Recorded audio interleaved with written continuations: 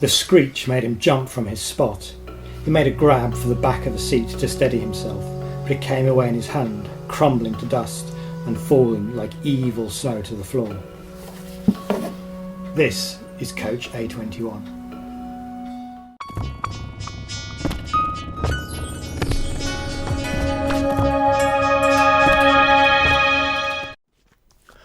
Morning folks, hope everyone is okay. Yeah, so I guess it was a lockdown project, but sort of after Christmas I sort of fancied having a go at an audiobook. I probably listen to more radio than I do music, or at least you know, I listen to a lot of radio versus you know, streaming music services.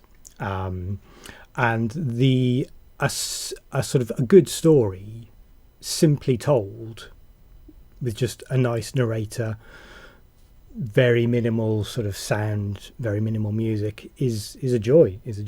I live in the UK. We're lucky here because we have Radio 4 and we have Radio 4 Extra, so we have lots of good stuff on demand. You know, listen all day long to sort of radio plays and stories. It's good stuff. I say I've made an audiobook. You know, a team I've put together this really nice audiobook. So I enlisted an author who's a friend of mine, someone I've collaborated with in the past before on various musical projects. He sent me a load of stories. We made a shortlist. Then from the shortlist, I chose what was my favourite, what I thought would fly. We hired some actors, local actors, via Facebook. Sent them the stuff, got them to read it, put it all together, wrote some music, did a bit of sound design. Yeah, it's great. Did it all via sort of video conferencing. The Google flavour of video conferencing worked really well. Yeah. I don't think I've met the author once in real life, although that wasn't for a production meeting. That was just for a coffee with some other people. But yeah, so it was all done kind of virtually during lockdown at the beginning of this year. It's now out. It's now on Bandcamp. It's on Soundcloud. You can go and listen for free and download it and stuff. We'd like to do some tapes. So yeah, this is Coach A21 by Gary Wortley. The mechanisms themselves were ingenious, but the true wonder was in the execution of building the clock.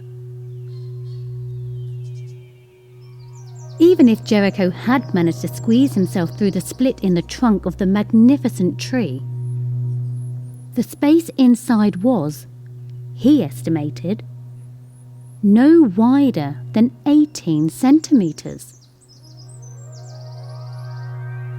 Not enough space to be inside and breathe. So how had someone managed to carve the clock? How too had the clock remained in working condition? Be accurate and not kill the tree? Jericho could sometimes hear the tick-tock of the tree in his dreams. In fact, he could hear it now.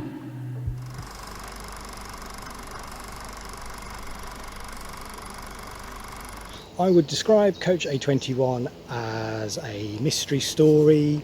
It's a classic fish out of water story. We find our hero, Jericho, in the middle of a Patagonian forest, out of his depth, on a little adventure. No spoilers. Yeah. With a sigh, he began his rounds, matching his stride with the rocking, regular motion. It was in his blood. It was in his soul.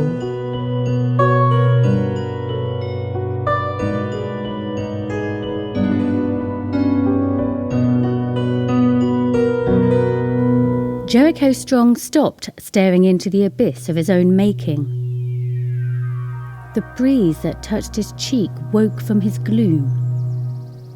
It was as if a delicately gloved hand had brushed his awareness. He brought up his fingers to his face. The Pullman Mark III Coronation Edition gentleman's carriage. For the distinguished connoisseurs of luxury travel. Once the epitome of the world tour elite. But now it was a shabby and rather smelly, decaying hut on thoroughly rusted wheels in a forest. How on earth has it ended up in a forest?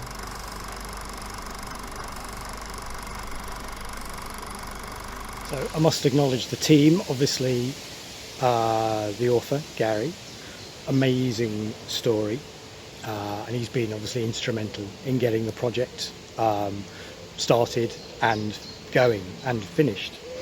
And of course, two amazing actors, Estelle and Joe, provide their talents, who had just been fantastic, really professional and super performances.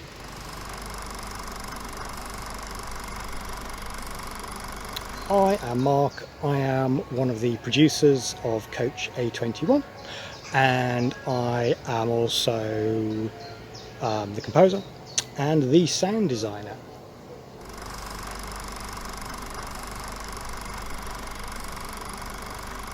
So you'll be able to get the story from Bandcamp and Soundcloud, and we're going to do a limited number of cassettes that you can get from the Bandcamp page. I say limited number. You can listen to it for free. The cassettes will cost some money. Don't know yet. We haven't made them, but they'll be available in a limited edition in a special pack.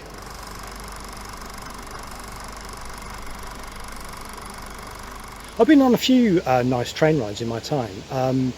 When I went from New York to Chicago on the Amtrak, I know the train was stopped midway, and some kind of marshals, some kind of law enforcement agency got on and arrested some dude. I don't know what the story there was. When you go from Poland into Lithuania, the train stops at the border, and everyone gets off and gets on a different train on the Lithuanian side, and you carry on. But because the track gauge of Europe is different to the Soviet era track in Lithuania. So that's kind of interesting. And I mean, on the train, I went all the way from London to, well, I'm going to say Helsinki, but the last bit you're on a ferry. But you can get around. You can get pretty much anywhere on a train. It's great. The door slammed shut, and the darkness enhanced the contrast with the approaching shimmering light. Jericho tried to scream as the light was almost upon him. His body jerked. 200 volts, he thought. 210 volts passed through him. He felt his body stiffen, and then the colours reached his eyes. The deep burgundy of the polished leather, the smell of polish and soap, the murmur of passengers settling into their luxurious seats, and the jolt as the couplings tightened and the carriage began to move. "Refreshments will be along in 20 minutes, sir." Jericho felt his mouth move, felt the vibration of the words emanating through his chest. But the voice wasn't his. Oh, blimey, it's really hot in all this gear. The falling like evil snow to the floor. That's the metaphor that sold it. That sold the entire story. That metaphor. I love it.